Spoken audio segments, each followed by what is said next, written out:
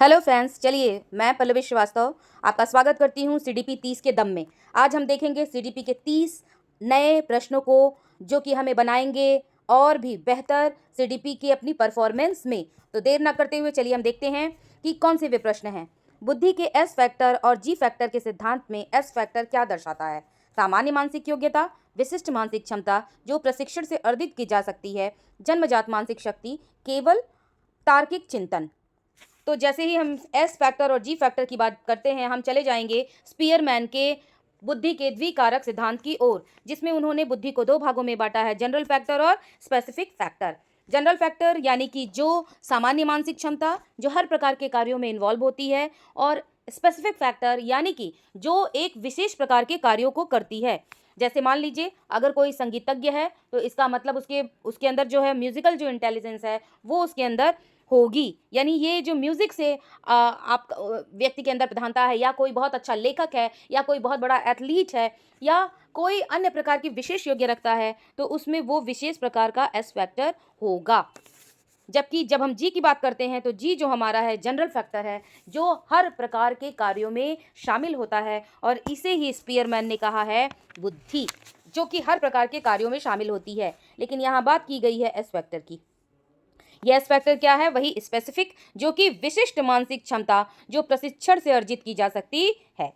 जो S factor है वो एक विशेष प्रकार की मानसिक योग्यता है जो विशिष्ट कार्यों के लिए आवश्यक होती है, और ये भी बात स्पीयर महोदय मैन ने कही कि इसे प्रशिक्षण द्वारा अर्जित किया जा सकता है, अर्थात ये जन्मजात नहीं होती है जनरल फैक्टर की तरह से। एक ही प्रश्न में हम कई सारे प्रश्न देख लेंगे कि बुद्धि का जो ये सिद्धांत है एस और जी फैक्टर, या ये कौन सा है? तो ये बुद्धि का द्विकारक सिद्धांत है। इसे स्पीयरमैन ने दिया था।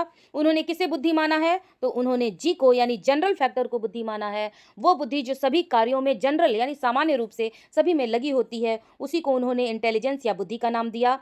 और जो स्पेसिफिक फैक्टर है हमारा, स्पेसिफिक फैक्टर हमारा जो होता है यानी कि एस जिसकी बात की गई है, वो एक विशिष्ट मानसिक क्षमता है जो एक विशेष प्रकार के कार्यों में इन्वॉल्व होती है, और जिसे हम प्रशिक्षण से बढ़ा सकते हैं, यानी कि इसमें ट्रेनिंग्स के द्वारा और एक्सपीरियंसेस के द्वारा इसमें वृद्धि की जा सकती है।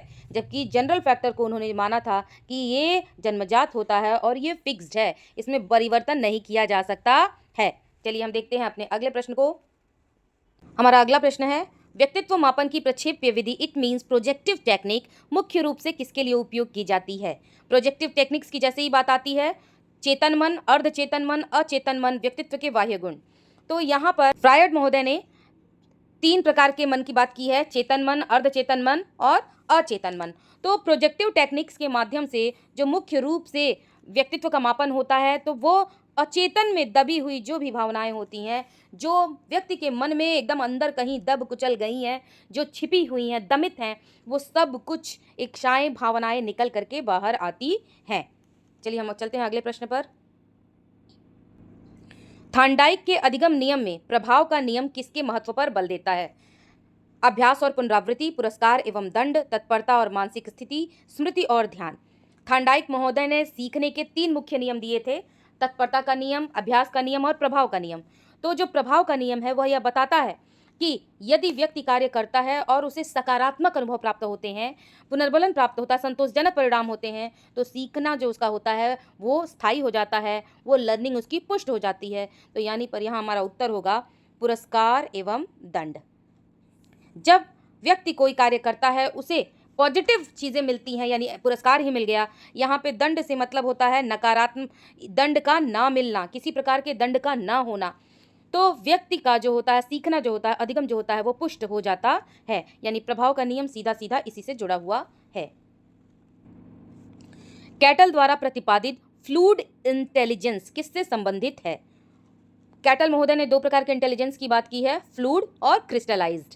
फ्लूइड वो हिस्सा होता है, वो बुद्धि का प्रकार होता है जो कि व्यक्ति को अपने जेनेटिक्स के रूप में प्राप्त होता है, वो आनुवंशिकता में अपने एंसेस्टर्स से उसे प्राप्त करता है। और दूसरा प्रकार जो उन्होंने क्रिस्टलाइज्ड यानी उसमें वह वातावरणीय होती है, जो कि अभ्यास के माध्यम से, प्रभाव के माध्यम से, पर्यावरणीय प्रभावों के माध्यम से उसमें सुधार किया जा सकता है। तो चूंकि यहाँ पे बात की गई है फ्लूइड इंटेलिजेंस यानी कि द्रवीकृत बुद्धि की, तो वहाँ पर हमारा उत्तर होगा आनुवांशिकता व मानसिक क्षमता जो नई समस्याओं को सुलझाने में काम आती है। यह बुद्धि जो होती है फ्लूइड, वो आनुवांशिक रूप से व्यक्ति को मिली होती है। अगला हम प्रश्न देखते हैं, आंतरिक अभिप्रेरणा का सर्वोत्तम उदाहरण कौन सा है? एक छात्र प्रशंसा पाने के लिए पढ़ता है, एक छात्र इसलिए पढ़ता है क्योंकि उसे विषय में रुचि है और उसे सीखने में आनंद आता है। एक छात्र दंड से बचने के लिए काम करता है, एक छात्र प्रथम आने के लिए मेहनत करता है। तो यहाँ पर आंतरिक अभिप्रेरणा का मतलब हो जाता है जो व्यक्ति के अंदर से आ रही है, ना कि किसी बाहरी उद्दीपक पर वो डिपेंड कर रही है। तो प्रशंसा भी बाहरी है, दंड भी बाहरी है, प्रथम आना भी बाहरी है, एक रिवार्ड है। जब वह रुचि की वजह से पढ़ रहा है, जब व्यक्ति जो है वो रुचि की वजह से पढ़ रहा है, तो वहाँ वो आंतरिक प्रेरणा है। अर्थात हमारा उत्तर होगा एक छात्र इसलिए पढ़ता है क्योंकि उसे विषय में रुचि है और उसे सीखने में आनंद आता है। तो यह आंतरिक अभिप्रेरणा है, उत्तर भी हमारा सही होगा। पावलव के शास्त्रीय अनुबंधन इट मीन्स क्लासिकल कंडीशनिंग में अनुबंधित उद्दीपक क्या है? उद्दीपक वातावरण में उपस्थित कोई भी वस्तु जो हमें क्रिया करने के लिए प्रेरित करती है वो उद्दीपक है। तो अनुबंधित जिसके साथ संबंध स्थापित कर दिया गया है। भोजन, घंटी की आवाज, लार टपकना, भूख। तो अनुबंधित उद्दीपक किसमें है? जो कुत्ता है उसके लार टपकने का अनुबंधन कर दिया गया घंटी की आवाज के साथ। भोजन ना देने पर भी जब घंटी बजती थी तो कुत्ता लार टपकाने लगता था। पहले भोजन देने पर लार टपकाता था, लेकिन जब घंटे की आवाज को अनुबंधित कर दिया गया, भोजन के साथ में दोनों को साथ साथ प्रस्तुत किया गया, तब अनुबंधन स्थापित हो गया और घंटी की आवाज सुनकर ही कुत्ते के मुंह से लार आने लगती थी। तो घंटी जो यहाँ होगी वो होगी अनुबंधित उद्दीपक, कंडीशनड स्टिमुलस। चलिए आगे बढ़ते हैं हम अगले प्रश्न की ओर। मैस्लो के आवश्यकता पदानुक्रम it means hierarchy of needs में सबसे उच्च स्तर की आवश्यकता कौन सी है? मास्लो महोदय ने जो 5 स्तरीय अपनी नीड आवश्यकताओं का पदानुक्रम प्रस्तुत किया है कि व्यक्ति की आवश्यकताओं का क्रम क्या होता है, जिसकी उन्होंने 5 सोपान बताए। तो उसमें जो सबसे उच्च स्तर की आवश्यकता आपकी है वह है सेल्फ एक्चुअलाइजेशन। उसमें सबसे उच्च स्तर की आवश्यकता है सेल्फ एक्चुअलाइजेशन। इससे पहले और भी 4 आवश्यकताएं हैं। सबसे पहली आवश्यकताएं जो व्यक्ति की होती है वो होती है फिजियोलॉजिकल नीड्स यानी कि शारीरिक। दूसरा होता है सेफ्टी नीड्स यानी कि सुरक्षा की आवश्यकता। तीसरी होती है लव एंड बिलोंगिंगनेस यानी आत्मीयता और प्रेम की आवश्यकता। और चौथी होती है स्टीम नीड्स यानी सम्मान पाने की आवश्यकता। और 5वें नंबर पे ही यही वाली आवश्यकता है हमारी सेल्फ एक्चुअलाइजेशन यानी आत्मसिद्धि की अवस्था, जो कि सबसे आवश्यकता का उच्चतम शिखर है, सर्वोत्कृष्ट बिंदु है, जहाँ चरम बिंदु है, जहाँ पे व्यक्ति पहुँच करके बस अब इसके बाद मोक्ष को ही प्राप्त होता है। आगे बढ़ते हैं हम अपने अगले प्रश्न की ओर। रोशा स्याही धब्बा परीक्षण, रोशा इंक ब्लॉट टेस्ट में कुल कितने कार्ड्स होते हैं? 5, 10, 15, 20।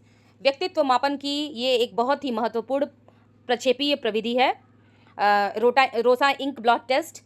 रोशा जो थे हरमन रोशा, स्विट्जरलैंड के प्रसिद्ध मनोवैज्ञानिक, इन्होंने 1921 में इसको विकसित किया था और इसमें कार्ड्स की कुल संख्या जो है वो है 10 कार्ड्स होते हैं। ये बहुत ही महत्वपूर्ण प्रश्न है। इसमें व्यक्ति अपने अंतर्मन यानी अपने अचेतन में दबी हुई भावनाओं को स्याही के धब्बों को देख करके अनजाने में ही व्यक्त कर देता है। बहुत ही महत्वपूर्ण प्रक्षेपीय तकनीकी है यह। आगे चलते हैं हम अपने अगले प्रश्न पर। पृष्ठोन्मुखी अवरोध रेट्रोएक्टिव इनहिबिशन का अर्थ क्या है? पुराना ज्ञान नए ज्ञान को सीखने में बाधा डालता है, नया ज्ञान पुराने ज्ञान को याद रखने में बाधा डालता है, दोनों प्रकार का ज्ञान एक दूसरे की मदद करता है, स्मृति का तेजी से विकास होता है। इसका नाम ही हमने देख लिया, यहाँ पे पृष्ठ उन्मुखी है, बाधा पहुंचाता है। यह हमारा पृष्ठ उन्मुखी पीछे की तरफ अवरोध हो रहा है। यहाँ ध्यान देना है, पृष्ठ उन्मुखी यानी अवरोध जो हो रहा है वो पीछे हो रहा है। तो जाहिर सी बात है नया ज्ञान पुराने ज्ञान को याद करने में जब बाधा पहुंचाता है तो उसे ही हम कहते हैं पृष्ठ उन्मुखी अवरोध।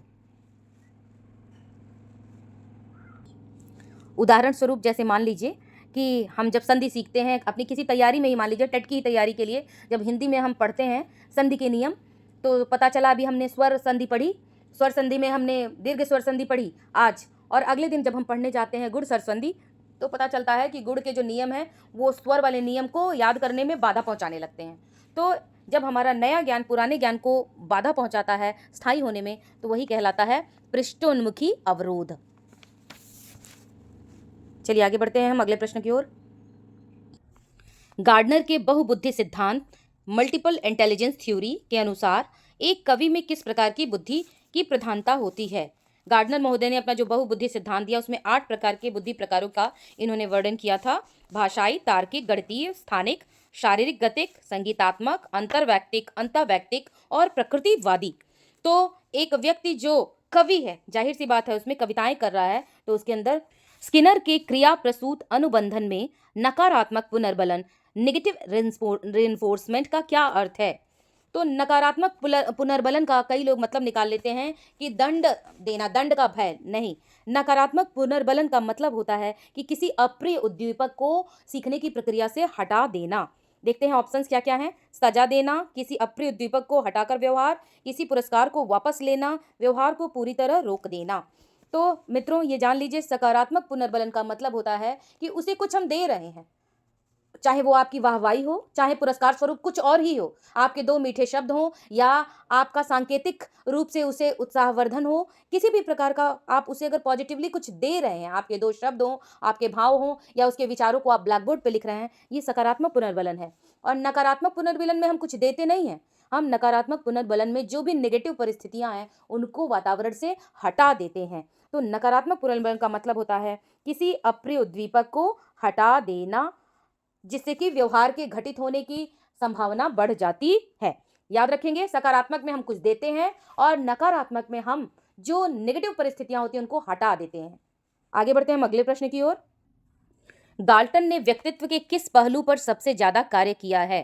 सामाजिक संरचना, व्यक्तिगत भिन्नता, सामूहिक अचेतन, अधिगम के नियम। गाल्टन महोदय को यूजेनिक्स यानी सुजनिकी का पिता भी कहा जाता, सुजनिकी, और इन्होंने व्यक्तिगत भिन्नताओं पर बहुत ही ज्यादा काम किया है। इनकी पुस्तक का नाम ही था हेरेडिटरी जीनियस, और इन्होंने इस पुस्तक में बताया कि महानता और बुद्धिमत्ता जो है पीढ़ी दर पीढ़ी चलती चली आती है।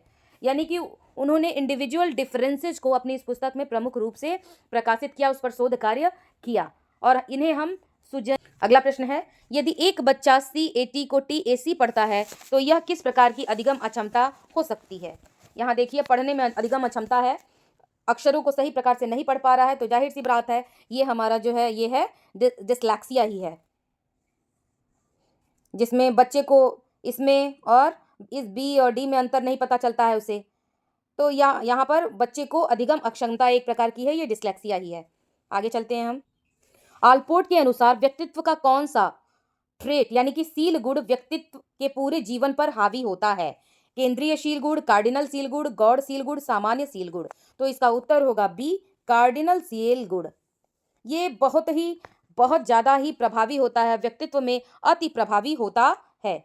उन्होंने बताया जो कार्डिनल गुण जो होता है, शील गुण जो होता है, वो इतना अधिक प्रभावी होता है कि पूरी की पूरी पर्सनालिटी को यही डिसाइड ही करता है कि व्यक्ति का व्यक्तित्व किस प्रकार का होगा। ये अति प्रभावी होते हैं ये गुण। इसके उदाहरण स्वरूप हम 3 तरह के उदाहरण देख सकते हैं। जैसे महात्मा गांधी की जब हम बात करते हैं तो उनका जो अहिंसात्मक स्वभाव था वो उनका मेन कार्डिनल आपका ट्रेट था। इसके बाद अगर हम मदर टेरेसा की बात करें तो उनके अंदर जो परोपकारिता का सद्भाव का जो गुण था वो उनका कार्डिनल सील गुण था। फिर अगर हम नेगेटिव अर्थ में जाएं तो अगर हम हिटलर जैसे लोगों को देखें तो उनके अंदर जो महत्वाकांक्षी होने का, डिक्टेट करने का जो गुण था वो इनका मेन कार्डिनल ट्रेट था। तो कार्डिनल सील गुण जो होता है वो इतना प्रभावी होता है कि व्यक्तित्व जो होता है पूरा पूरा उसी के अनुसार व्यक्ति का दिखाई देता है। आगे चलते हैं हम। अधिगम का अंतर्दृष्टि सिद्धांत किसने दिया था। इनसाइट थ्योरी का नाम आते ही हम तुरंत चले जाते हैं गेस्टाल्टवादियों की तरफ।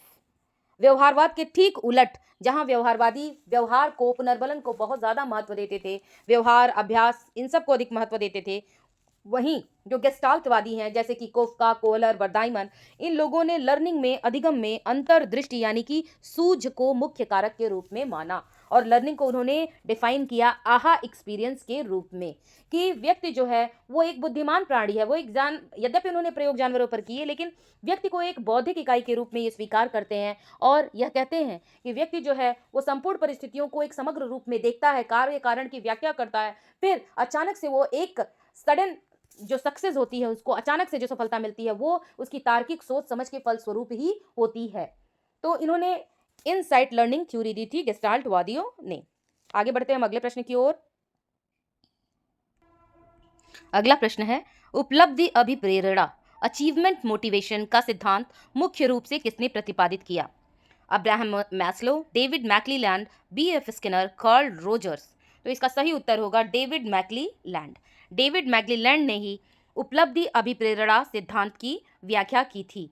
इन्होंने जो सिद्धांत दिया उनमें उसमें इन्होंने 3 प्रकार की आवश्यकताओं की बात की है। एक थी नीड फॉर अचीवमेंट, दूसरी थी नीड फॉर पावर और तीसरी थी नीड फॉर एफिलिएशन। तो 3 तरह की यहाँ पे आवश्यकताएं हैं, उपलब्धि की आवश्यकता, शक्ति की आवश्यकता और समबद्धता की आवश्यकता।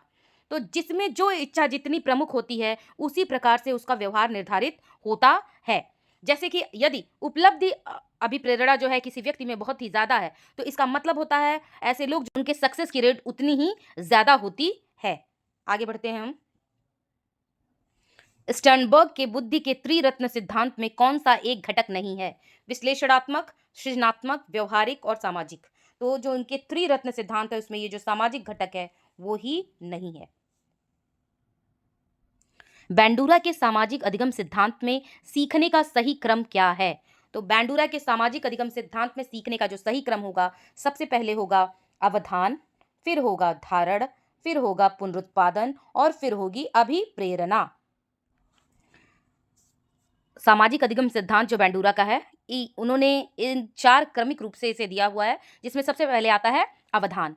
जैसे इसे एक ऐसे एग्जाम्पल से हम समझ सकते हैं कि बच्चा जो है, मान लीजिए कोई बच्चा है वो देख रहा है कि माँ कैसे कार्य कर रही है। तो अगर वो देख रहा है, जैसे मान लीजिए वो चाय बना रही है तो उसने देखा, सबसे पहले तो वो देखेगा यानी ध्यान देगा, यानी अटेंशन करेगा, नंबर 1 पे अटेंशन करेगा। दूसरे नंबर पे वो क्या करता है, जब उसे देखता है तो उसके अनुरूप वो अपने दिमाग में वो क्या कर रही है, चाय पत्ती डाल रही है, चीनी डाल रही है, कैसे क्या कर रही है, वो उसको धारण करता है, अपने दिमाग में बैठाता है, अर्थात रिटेंशन करता है। रिटेंशन करना यानी धारण करता है। उसके बाद अब मान लीजिए कहीं उसकी माँ बाजार चली गई, कभी उसे ज़रूरत पड़ी तो वो खुद कोशिश करता है उसे बनाने की, यानी उसको वो पुनरुत्पाद यानी फिर से करने की कोशिश करता है अपने हिसाब से, यानी कि रिप्रोडक्शन, रिप्रोड्यूस करता है उसे अपने हिसाब से, यहाँ वो खुद करता है। और ऐसा करने पर जब उसे अगर कोई पॉजिटिव रीइंफोर्समेंट मिलता है तो वो इस कार्य को फिर से करने के लिए प्रेरित होता है, मोटिवेट होता है। तो ये होगा यहाँ पे मोटिवेशन, यानी इसका क्रम होगा ARRM, attention, retention, reproduction and motivation. आगे चलते हैं हम। शैक्षिक क्रियाविधियों में, क्लासरूम में भी बच्चों को हम सिखाने के लिए इसी विधि का प्रयोग करते हैं कि पहले बच्चों को अवधान केंद्रित उनको करते हैं, फिर उस हिसाब से उनको रिटेंशन कराते हैं ताकि वो नई परिस्थितियों में उसको रिप्रोड्यूस कर सके और उसको हम मोटिवेट भी करते हैं अगली बार उस क्रिया को पुनः करने के लिए। जुंग ने व्यक्तित्व को किन 2 मुख्य भागों में बांटा है? तो जुंग महोदय ने, कार्ल जुंग जो है, इनकी पुस्तक का नाम था साइकोलॉजिकल टाइप्स, और इन्होंने सामाजिक अंतरक्रिया के आधार पर व्यक्ति को 2 प्रमुख भागों में बांटा जो कि थे अंतर्मुखी और बहिर्मुखी, इंट्रोवर्ट एंड एक्सट्रोवर्ट। बाद में एम्बिवर्ट जोड़ दिया गया, उभयमुखी, लेकिन मुख्य जो वर्गीकरण उनका था अंतर्मुखी और बहिर्मुखी का था। इनकी पुस्तक का नाम था साइकोलॉजिकल टाइप्स। अधिगम वक्र, लर्निंग कर्व में पठार यानी कि प्लेट्यू क्या दर्शाता है? अधिगम में तेजी, अधिगम में ठहराव या प्रगति का ना होना, अधिगम का अंत, अधिगम में गिरावट। तो जो लर्निंग कर्व होता है उसमें ये लर्निंग कर्व यहाँ कुछ इस तरह से बीच में रुक जाता है, यहाँ पे जो कर्व है एकदम फ्लैट हो जाता है और यही कहलाता है अधिगम का पठार, जहाँ की सीखने की क्रिया में उन्नतोत्तर कोई प्रगति नहीं होती है। लेकिन इसका मतलब ये नहीं होता है कि यहाँ सीखने का अंत हो गया या व्यक्ति इसके आगे सीख ही नहीं पाएगा। कुछ मनोवैज्ञानिक कारणों की वजह से जब व्यक्ति के सीखने की दर में वृद्धि नहीं होती है तो वही कहलाता है अधिगम का वक्र या पठार। इसका मतलब हमारा आंसर जो है वो सही होगा, अधिगम में ठहराव या प्रगति का ना होना। अधिगम में अंत नहीं, अभी अधिगम वो और कर सकता है, जो परेशानियां आ रही हैं उनको दूर करके उसके अधिगम को और बढ़ाया जा सकता है। ये व्यक्ति की सीमा नहीं है, व्यक्ति अभी इसके आगे भी सीखेगा। पठार जो है व्यक्ति की सीमा नहीं है। बुद्धि लब्धि, इंटेलिजेंस क्वोशंट निकालने का सही सूत्र क्या है? बहुत ही सरल प्रश्न है यह। इसमें क्या होता है, हमारा मानसिक आयु बटे शारीरिक आयु गुणे 100, यानी कि मेंटल एज बटे क्रोनोलॉजिकल एज इंटू 100, और ये फार्मूला दिया था टर्मन महोदय ने। सबसे पहले 1908 में बीने महोदय ने मानसिक आयु नाम का संप्रत्यय बताया। बाद में स्टर्न ने इसे मानसिक आयु और शारीरिक आयु के अनुपात के रूप में व्यक्त किया और फाइनली टर्मन ने इसे गुणे 100 करके एक बहुत ही प्रॉपर रूप में व्यवस्थित किया। फ्रायड के अनुसार व्यक्तित्व का कौन सा भाग सुखवादी सिद्धांत पर आधारित है? प्लेजर प्रिंसिपल पर। फ्रायड ने जो इड, ईगो और सुपर ईगो की 3 थ्योरी दी, उसमें इड जो है हमारा, यही है हमारी सभी दमित इच्छाओं का घर, जिसको सिर्फ सुख चाहिए। प्रिंसिपल ऑफ प्लेजर जो है, इसी को चाहिए सुख। ये चाहता है अधिकाधिक सुख और आनंद, और हमें प्रेरित करता है हमेशा जिसमें हमें सुख मिले, भले ही वो गलत हो ही सही, लेकिन इसका मेन जो प्रिंसिपल है वही है सुखवादी सिद्धांत। हमारा जो इड जो है हमारे सुपर ईगो के ठीक विपरीत है। हमारा सुपर ईगो हमें कोई भी गलत काम करने से रोकता है, कहता है नहीं, जो भी बिल्कुल बेस्ट है, जो सही है, वही हमें करना है। और इड जो है उसका ठीक विपरीत है, वो कहता है मुझे तो खुशी चाहिए, चाहे किसी विधि भी मिले। और ईगो जो होता है ये बीच वाला है, जो दोनों के बीच में मीडिएटर का काम करता है और बैलेंस बनाने का काम करता है। इसे हम एक ऐसे एग्जाम्पल से समझ सकते हैं कि मान लीजिए एक व्यक्ति को पिक्चर देखनी है। इन प्रश्नों के माध्यम से मैं थ्योरी को भी पढ़ा रही हूँ कि थ्योरी है क्या। तो अगर किसी व्यक्ति को टिकट लेना है, गया, लाइन लगाया, देख रहा है बहुत लंबी लाइन लगी है, टिकट लेते लेते तो समय निकल जाएगा, तब तक उसे दिखाई देता है कि अरे आगे लाइन में उसके एक उसका मित्र खड़ा है।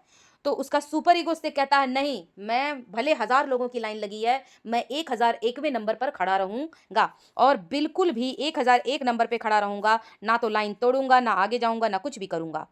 इड कहता है लाइन तोड़ दो और जाके एन केन प्रकारेण ब्लैक हो जाए, ब्लैक में पिक्चर ले लो, या जो मन करे तो करो।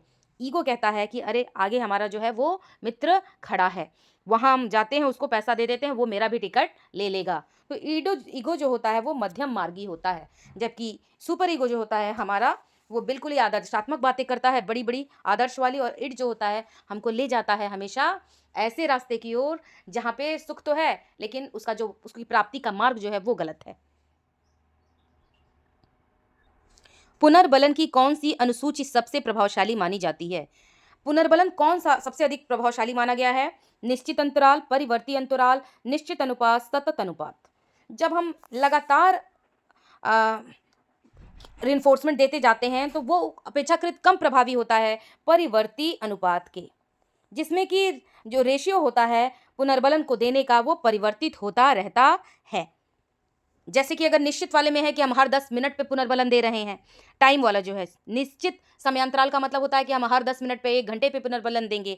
निश्चित अनुक्रिया पे होता है कि अगर 2 रिस्पॉन्स सही करेगा, 2 अनुक्रियाएं सही करेगा, तब हम उसको पुनर्बलन देंगे। लेकिन जो परिवर्ती अनुपात होता है, जिसमें ये जो बाउंडनेस है टाइम का या अनुक्रिया की संख्या का, ये नहीं होता है। तो जब ये वेरिएट करता है तो माना गया है, देखा गया है प्रयोगों में कि पुनर्बलन जो होता है वो सबसे अधिक प्रभावशाली होता है। चलते हैं अगले प्रश्न की ओर। डेनियल गोलमैन मुख्य रूप से किसके लिए जाने जाते हैं? तो संवेगात्मक बुद्धि, इमोशनल इंटेलिजेंस, यानी कि ईआई की जब हम बात करते हैं, इमोशनल इंटेलिजेंस की, तो हमारा सबसे पहला नाम जो दिमाग में आता है वो है डेनियल गोलमैन। कोई जरूरी नहीं है कि जिसका आईक्यू हाई, बहुत ही हाई हो, वो संवेगात्मक रूप से भी उतना ही बुद्धिमान हो, नहीं। कोई व्यक्ति अगर बहुत अधिक आईक्यू, उसका इंटेलिजेंस लेवल बहुत अच्छा है, तो संवेगात्मक रूप से भी उसकी बुद्धि उतनी ही स्ट्रांग हो, ये कोई भी जरूरी नहीं है। संवेगात्मक बुद्धि ये बताती है कि व्यक्ति अपने संवेगों पर कितना नियंत्रण कर पा रहा है, वो संवेगात्मक बुद्धि है। आइजेंक ने व्यक्तित्व के आयामों में किसे शामिल नहीं किया है?